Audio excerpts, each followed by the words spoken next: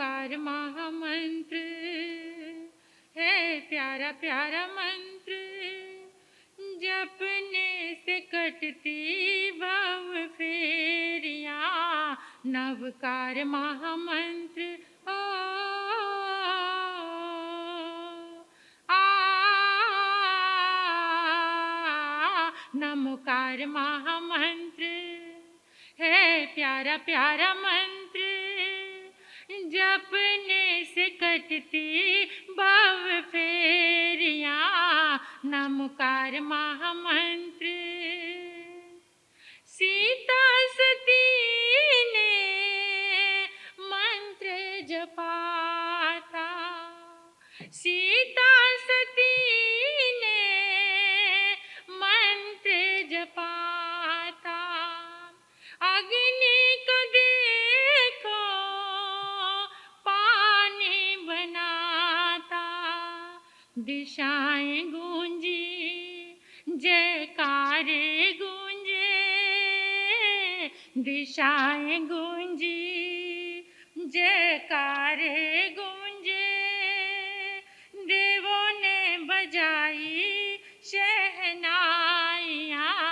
नमोकार महामंत्र है प्यारा प्यारा मंत्र, जपने से कटती भव फेरियाँ। नमोकार महामंत्र ओ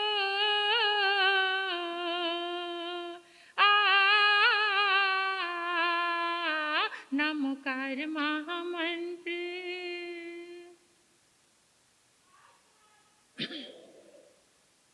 नवपद की आराधना।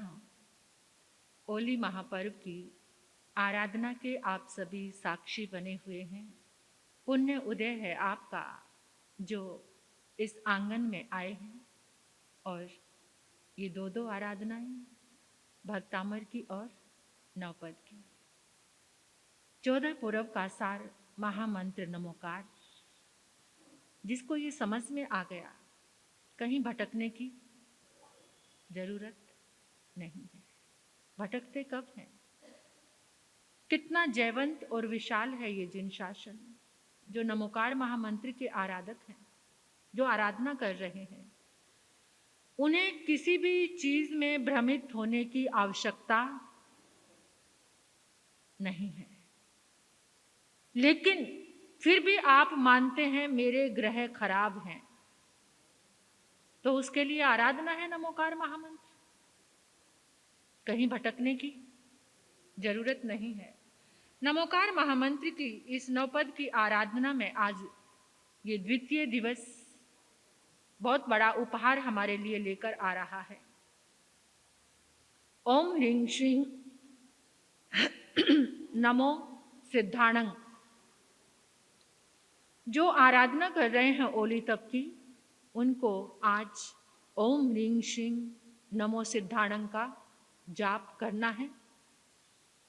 सिद्ध भगवान के कितने गुण? जो विधि से कर रहे हैं उनको 8 माला ओम ह्रीं श्रीं नमो सिद्धाणं की, 8 किकुतों के पाठ से वंदन, 8 लोगस का काउसक ध्यान कर सकते हैं या खुला पड़े, आपके ऊपर, आपकी इच्छा है, वैसे ध्यान करना चाहिए।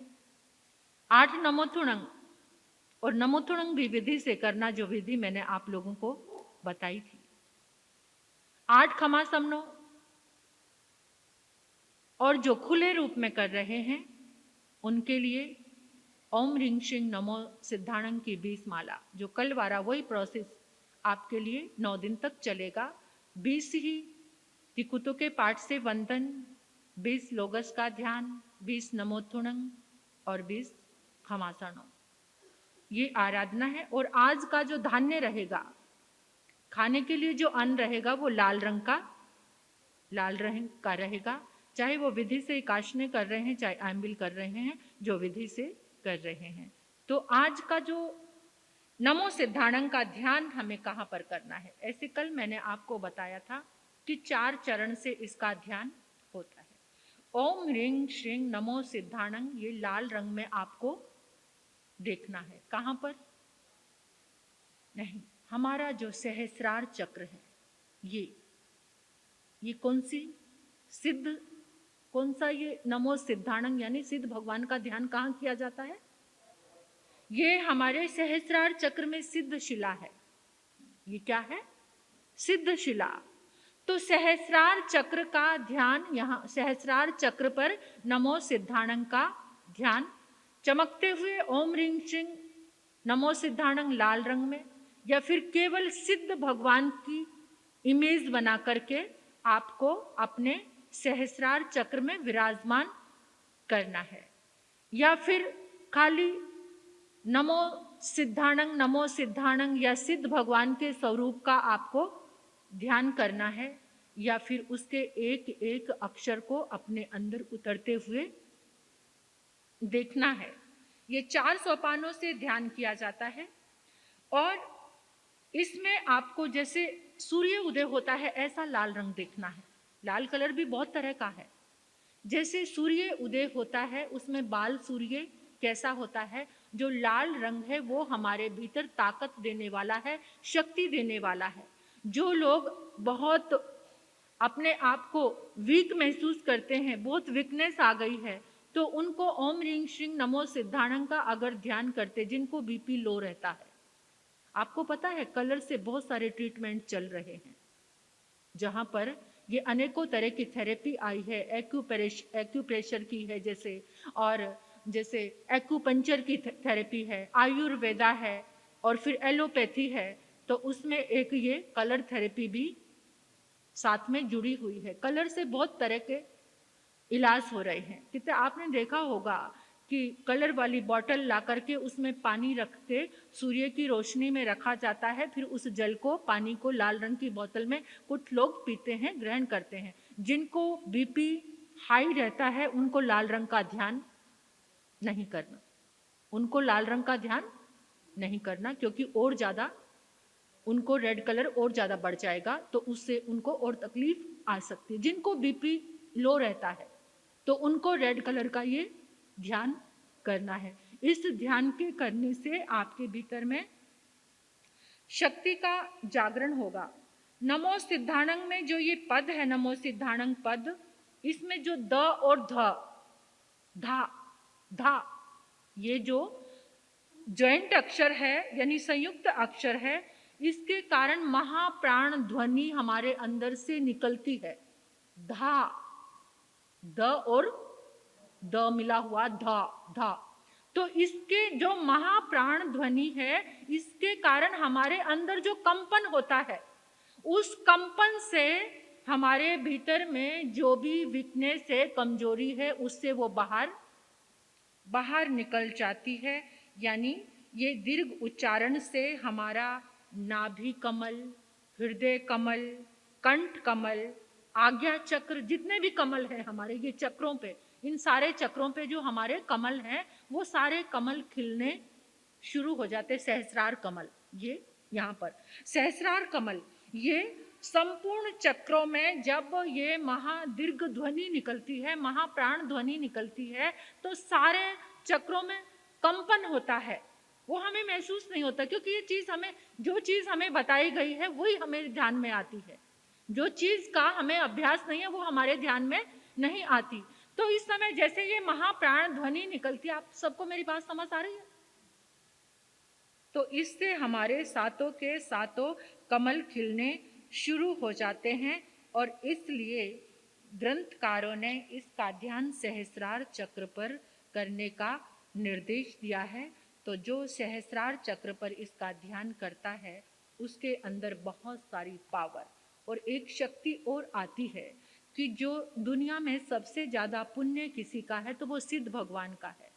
तो अगर आपको लगता है कुछ भी करने से आपका काम ही नहीं बनना, चलते फिरते उठते बैठते नमो सिद्धाणंग नमो सिद्धाणंग नमो सिद्धाणंग, आप 6 मंथ तक अगर नमो सिद्धाणंग का चलते फिरते हर समय नमो सिद्धाणंग का आपका जाप चल रहा है, तो आप देखना, क्योंकि सिद्धों का अनंत, सिद्ध भगवान तो सिद्ध लोक में चले गए, यहाँ पर अनंत अनंत सिद्ध हुए हैं, और अनंत सिद्धों का पुण्य इस धरती पर आज भी के पास जरूर पहुंचेंगे। तो आओ श्रीपाल और मैना सुंदरी की भी कहानी हम कर लेते हैं। ये पावन कथा है, ये मंगलमयी कथा है और इस कथा से हमें बहुत कुछ सीखने को मिल रहा है। कल आपने कहाँ तक सुना था, याद है? पिता पिता पिता की भी जब ईगो हर्ट होती है तो उसका रूप ही चेंज हो जाता है। पिता का रूप ही बदल गया बेटी ने, क्योंकि देखो जो एक पिता है, एक माँ है। जो बच्चों को बेसिक ज्ञान कौन देता है? माँ देती है। तो मैना सुंदरी की माँ कौन थी? मैना सुंदरी की माँ जिन धर्म को धारण करने वाली थी, कर्म सिद्धांत को जानने वाली थी, तो उसको बेसिक ज्ञान क्या मिला? कर्मों का, कर्म सिद्धांत का। राजा ने कहा मैं तुम्हें सुखी कर दूंगा, वो कहती नहीं पिताजी, कोई किसी को सुखी कह देते हैं, लेकिन कभी कभार समय देखकर इंसान को बोलना चाहिए। आर्ग्यूमेंट कब करना है, कब एकांत में बैठकर। वहां पूरी प्रजा के सामने राजा की ईगो हर्ट और वो भूल गया ये मेरी बेटी है। और वहां पर क्या भाव जागा? मैं तो तुझे सुखी करने वाला था, अब मैं देखता हूं तुझे। मैना सुंदरी जरा भी हताश और उदास नहीं हुई। वो कहती थी जो मैं सेटिस्फाइड, मुझे पता है कि मैंने जो कर्म किया है अच्छा है, आप जो भी करोगे मेरा कर्म मुझे सुखी जरूर। इतना आत्मविश्वास है आपके अंदर, इतना आत्मविश्वास है, क्योंकि पहले कर्म पर ही विश्वास नहीं है हमें। हमसे तो इतने गलत कर्म, उसको अपने कर्म पर विश्वास था। तो उस समय पिता कहने लगा मैं भी देखता हूं कि तेरे शुभ कर्म कितना तुझे सुखी करते हैं। राजा के जीवन में कर्म सिद्धांत नहीं था, राजा सम्यक दृष्टि नहीं था, उसकी मां सम्यक दर्शन को धारण करने वाली थी। अब दो चीजें टकरा गई, नेगेटिव और पॉजिटिव एनर्जी। अब जीत किसकी होती है? थोड़ी देर के लिए हमें नजर आता है कि कौन जीत गया। अब लोग आकर कह देते हैं हमारे साथ बहुत कलयुग है, इतना सा एक माला जाप नहीं करता फिर भी पैसे में खेल रहा है, फिर भी घर में सब तरह से सब चीजें हैं, एक माला जाप एक सामायिक नहीं करता, हम इतने समय से कर रहे हैं। ये क्या है? कभी कभार नेगेटिव एनर्जी आपको जीतती नजर आएगी, लेकिन थोड़े समय के लिए। और पॉजिटिविटी, मिथ्या दर्शन और सम्यक दर्शन में यही भेद। लेकिन हमारे अंदर पेशेंस नहीं है, इसलिए हम सामने वाले को देखकर। अब पिता और पुत्री, अब मंत्री ने देखा इतना बिगड़ रहा है राजा, तो राजा तो ये भी भूल गया कि राज दरबार में बेटी के ऊपर ही इतना बिगड़ गया। एकदम जो मंत्री था बुद्धिशाली था और उसने कहा राजन ये बालिका है, आप तो पालक हो और ये बालक है, आपको थोड़ा तो ध्यान करना चाहिए। और मंत्री ने सोचा एकदम चलो स्थान को चेंज करते हैं। और राजा इतना क्रोध में आया हुआ था, राजा को कहा थोड़ा सा नेचर के करीब जाएगा तो थोड़ा दिमाग शांत हो जाएगा। तो मंत्री राजा को लेकर जंगल यानी जंगल की ओर गए। तो सोचा थोड़ा सा हरे भरे पेड़ पौधे नजर आएंगे, प्रकृति के साथ रहेंगे तो थोड़ा क्रोध शांत हो जाएगा। अब राजा होनहार को देखो, यहाँ पर देखो एक बात और हमें समझ में आती है कि जिस समय वो श्रीपाल को छोड़कर श्रीपाल की माँ कहाँ चली गई थी? दवा लेने के लिए। और उधर से वो काफिला चलता चलता वो भी कहाँ आ गया था? उज्जैन नगरी के। उस समय तो बहुत पुराना समय था, घोड़े गाड़ी चीजें नहीं चलती थी। अब वो माँ ने श्रीपाल को छोड़ के अच्छा किया या बुरा किया? हाँ, क्या किया बता दो। श्रीपाल को छोड़कर इतने छोटे से बच्चे को वो छोड़ गई, उसको कोढ़ का रोग हो गया। ये अच्छी बात है या बुरी बात है? दवा लाने? कोई माँ अपने बच्चे को छोड़कर दवा लाने चली जाती है क्या? बोल के गई है? बोलने से माँ दवा लेने चली गई और ये भी ठिकाना नहीं था कि काफिला चलता चलता कहाँ पहुंच जाएगा। पता नहीं कैसी सिचुएशन थी, ये बात ख्याल आई कि माँ कैसे बच्चे को छोड़कर चली गई, वो भी कोढ़ हुए बच्चे को। जो भी सिचुएशन बनी हो ये हम नहीं जान सकते, जितना कवि ने लिखकर हमारे सामने पेश किया हमें तो वही नजर, लेकिन तर्क वितर्क बहुत सारी चीजें बीच में से निकलती ही रहती हैं। लेकिन कहते हैं कि जब लगन हो ना जिस चीज की तो मार्ग वही मिलता है। माँ को दवा की लगन थी और मार्ग उसके कदम कहाँ बढ़ गए? उज्जैनी नगरी की ओर ही। वो भी उधर ही पहुंच रही है क्योंकि वहां पर उसका भाई, उज्जैनी नगरी में कमलावती रानी का भाई भी रहता था। तो उधर से जो राजा गया जंगल की ओर और वहां पर क्या देखा?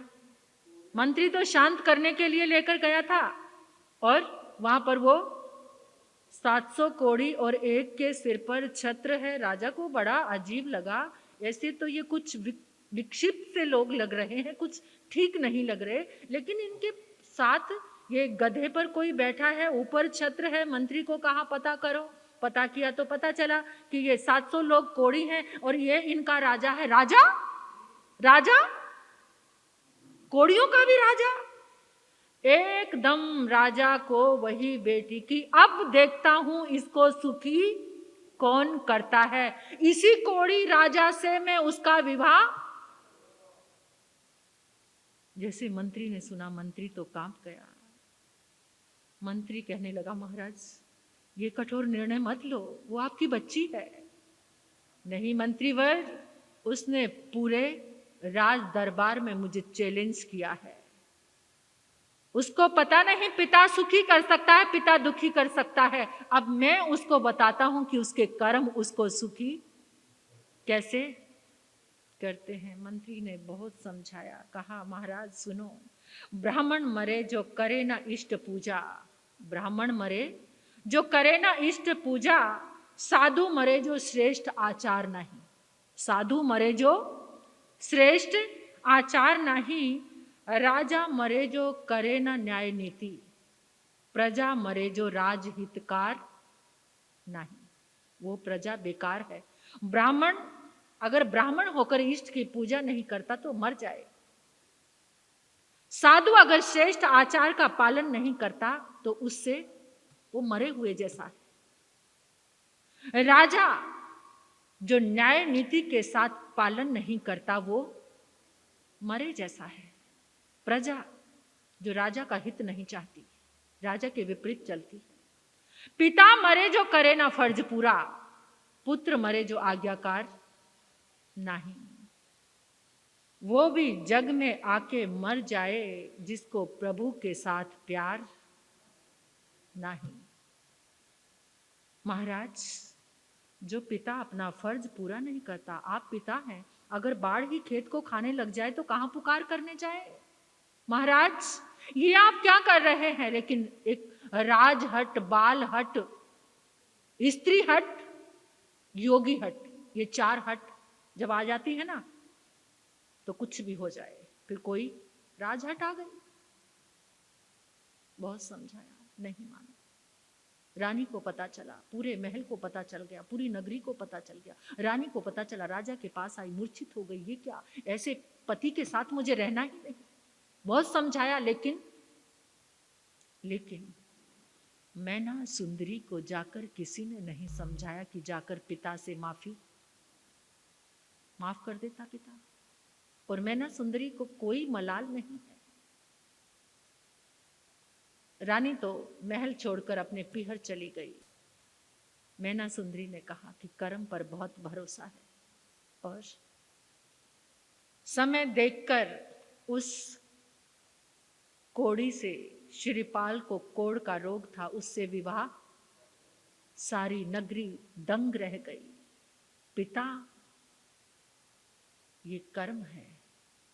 और अब मैना सुंदरी रात्रि में बैठी है, चांद की चांदनी खिली हुई है। श्रीपाल ने मैना सुंदरी को देखा और देखता ही रह गया, इतनी खूबसूरत, और पिता ने इस कोड़ी के साथ शादी कर दी। श्रीपाल ने कहा, हे अप्सरा जैसी सुंदर बालिका, मेरी तरफ से तुम आजाद हो।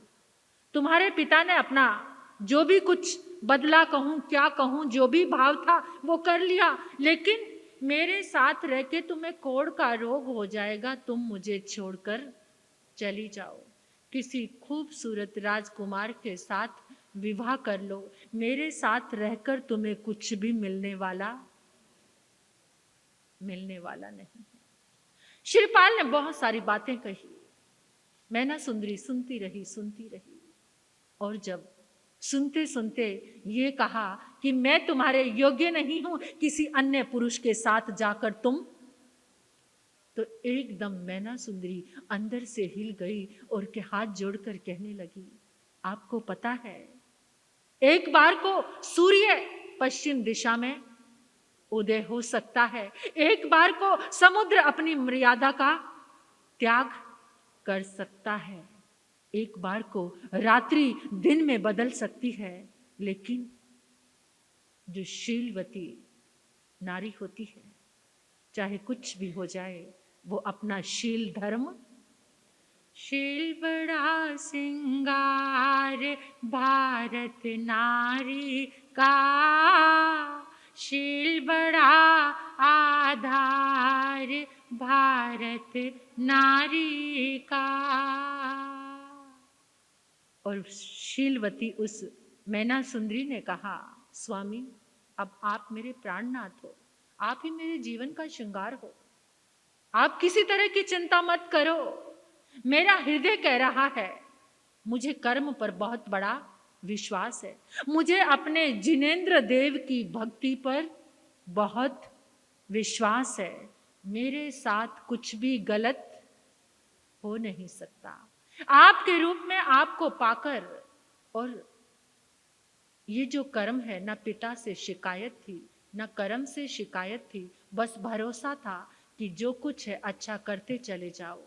और हम कितना दोष देते किसको, अपने जो खुद ने ही किए हैं उन्हीं कर्मों को कोसते कोसते। ऐसी स्थिति कब आती है, जब अच्छी तरह से कर्म सिद्धांत समझ आ जाता है। मैना सुंदरी के दृढ़ विश्वास से, धर्म से भरे हुए वचनों को सुनकर शिवपाल तो बाग बाग हो गया और कहने लगा कि अब मुझे पूरा भरोसा हो गया है कि जिंदगी में अति शीघ्र ही सूरज उदय होगा। जैसे ही रात बीती, उधर से सूर्य उदय हो रहा था, इधर से शिवपाल और मैना सुंदरी के जीवन में भी सूर्य उदय हो रहा था। क्योंकि जैसे ही वो सुबह उठे और उठते ही एक मुनि शौच के लिए उधर आए और शिवपाल और मैना सुंदरी ने जैसे ही मुनि को देखा, एकदम हृदय कमल खिल गया, दौड़े दौड़े मुनि के चरणों में आकर गिर पड़े। और जैसे ही वंदन किया, मुनि ने भी देखा कि कोई ना कोई विपत्ति में ये जोड़ी बहुत अलग है, इधर से ये खूबसूरत अप्सरा की जैसी सुंदर और इसको कोढ़ का रोग, ये कारण क्या है? मुनि ने पूछा तो मैना सुंदरी ने सारी कहानी बता दी।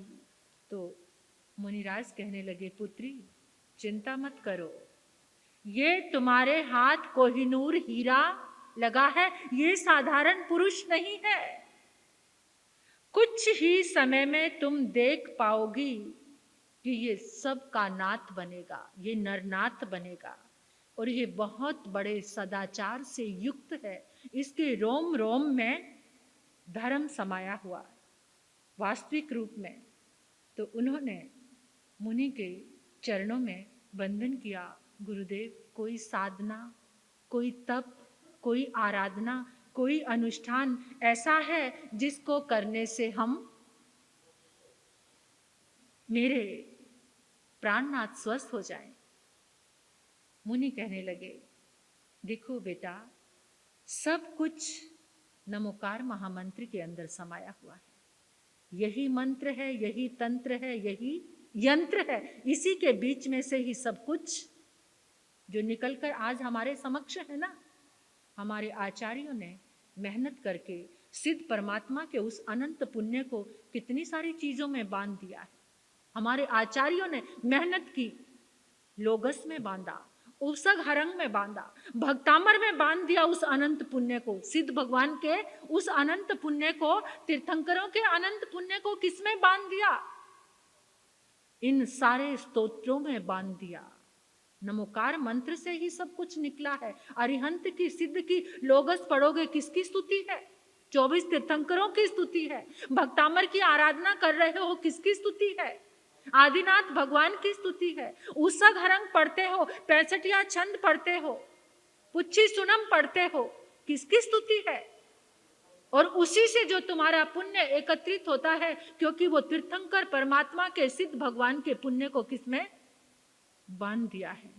श्रीपाल और मैना सुंदरी का ये चरित्र भी तो उसी पुण्य से, उसी वाइब्रेशन से ही भरा हुआ है। जो इसको सुनता है, जो इसकी आराधना करता है, नवपद की आइंबिल करता है और ये मंत्र जाप करता है, तो आचार्यों ने ये सुंदर संयोजना देकर कि आने वाला कलिकाल ऐसा होगा, पंचम काल ऐसा होगा कि लोग रोगों से दुखी होंगे, परिवार में दुखी होंगे, व्यापार में दुखी होंगे, धर्म के साथ साथ उनको ये सारी चीजें आत्मा की शक्ति, क्योंकि भीतर में सहने की शक्ति आएगी तो अपने आप ही आत्मा की पावर से वो सहने की शक्ति ही सबसे बड़ा दृष्टिकोण, ये पॉजिटिव, ये सम्यक दर्शन दृष्टिकोण है। ऐसा सम्यक दर्शन था मैना सुंदरी के पास। वो अपने कर्मों से विचलित नहीं हुई, वो अपने पिता के अन्याय से विचलित, उसे शिकायत नहीं जागी। और आजकल आप लोग क्या करते हो? कौन सी कुंडलियां मिलाई वहां पर? कोई कुंडली मिली?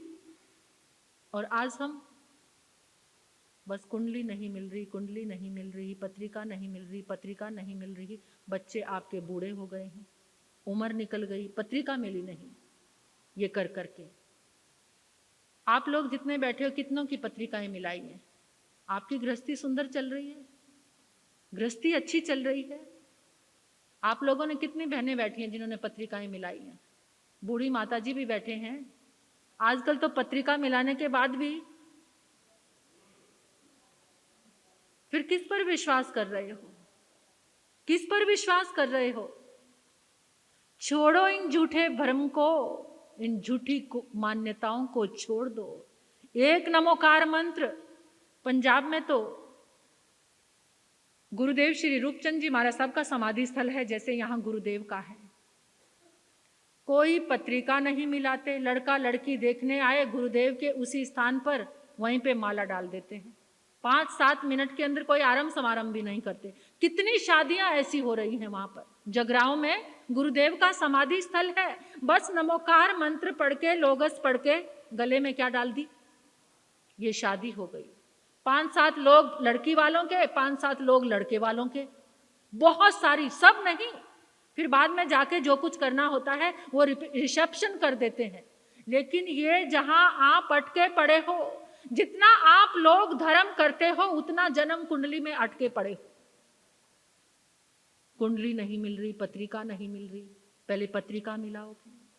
अरे जो कुछ अच्छा नजर आ रहा है, नमोकार मंत्र और लोगस की शरण लो, सारे ग्रह तुम्हारे व्यवस्थित हो जाते हैं। सारे ग्रह अरिहंत भगवान के दास हैं, नमोकार मंत्र के दास हैं। गुरु ने कहा, गुरु मिले मैना सुंदरी और श्रीपाल को, और उन्होंने बता दिया, बेटा आसोज सप्तमी से अभी नवपद की आराधना प्रारंभ होने वाली है, बस नवपद की आराधना में जोड़े से लग जाओ और तुम्हारा कल्याण हो गया। श्रावक आया तो गुरुदेव ने उसको कहा कि लो सधर्मी की सेवा करो, अतिथि समविभाग 12वां व्रत पालने का तुम्हें सहयोग मिला है। आप जैसा कोई होता तो कुष्ठी को ले आता वहां अपने घर में। वहां तो गुरु की आज्ञा, गुरु के वचन, इसे अतिथि समविभाग कहते, अपना दिमाग लगाए बिना सेवा। और उसी समय वो श्रावक आया और बड़े आहोभाव के साथ अपने घर में ले आया, और श्रीपाल और मैना सुंदरी की आराधना शुरू हो गई। पहले ही आइंबिल में, पहले ही ओम ह्रीं श्रीं नमो अरिहंताणं की आराधना से जो कोढ़ की जड़ थी वो जलनी शुरू हो गई। और करते करते नवपद की आराधना में तो श्रीपाल कोटि भट्ट बलवान तो था ही, राजकुमार तो था ही, सुंदर रूप तो था ही। अब जो घाव थे, जो शरीर पर कोढ़ था, वो सारा का सारा सिर्फ 9 दिन के अंदर अंदर, और श्रीपाल तो गदगद धन्य धन्य हो गया और जाकर वो गुरुदेव के चरणों में पहुंच रहे हैं। और उधर से कौन पहुंचेगा? बिचारी जो माता दवा करने, अभी बहुत कुछ घटित होगा, देखना आप, बड़े मन से सुनना इसे। और इसको सुनते सुनते हमें हमारे भीतर में एक साहस, एक शक्ति, कर्म को समझने की, ऐसे ही नहीं है कि कथा सुन ली और आप चले गए, नहीं, इसके एक एक मोमेंट को, एक एक चरण को, एक एक चीज को समझने की जरूरत है। और विश्वास मजबूत, पता नहीं कहने से फर्क भी आता है या नहीं, उसी चीज में उलझे रहते हो जन्म कुंडलियों में, कुछ नहीं है। इसलिए नमोकार मंत्र को अगर आराधना करते हो तो हृदय में बसाओ और छोड़ दो सारी चीजें। एक बात और कहना चाहती हूँ, जैसे इसी घंटे में, इसी पल में, इसी घड़ी में कितने सारे बच्चों का जन्म, जो जन्म कुंडली की धारणा को लेकर आप बैठे हो, उसको थोड़ा गौर से देखो। इस क्षण में कितने सारे बच्चों का जन्म होगा, और सबके भाग्य वही ग्रह है, वही नक्षत्र है, वही समय है, तो फिर सबके भाग्य अलग क्यों हैं? एक भिखारी बन रहा है, एक राजा बन रहा है, एक ऊंची कुर्सी पर जाकर बैठा है, एक का जन्म गरीब के यहां हो रहा है, और एक का समय वही है, घड़ी वही है, वही ग्रह है, वही नक्षत्र है, सब कुछ वही है। यहां पर कौन आकर खड़ा है साथ में? कर्म। कौन? कर्म। जैसा कर्म किया है वैसा ही मिल रहा है, इससे ज्यादा। तो इसलिए आज की आराधना में जो भक्तामर की हमारी गाथा की आराधना, उसके लकी कूपन के लाभार्थी